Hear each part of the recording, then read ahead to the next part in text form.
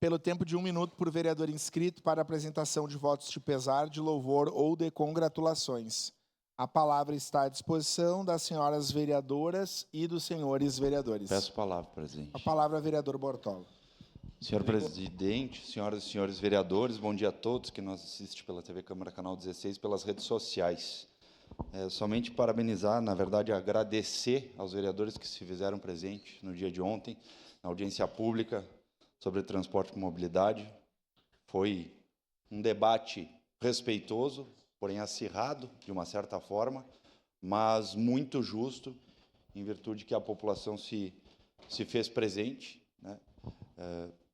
Um público não tão a quantidade que a gente esperava, mas podemos ouvir diversos anseios da própria população e poder levar essa demanda para a população caxiense, não, para o Executivo, em especial para a Secretaria de Trânsito e Transportes. Então, agradecer aos vereadores presentes e à população que se fez presente no dia de ontem. Obrigado, presidente. Obrigado, vereador Bortola. Encerradas pequenas... Peço a palavra.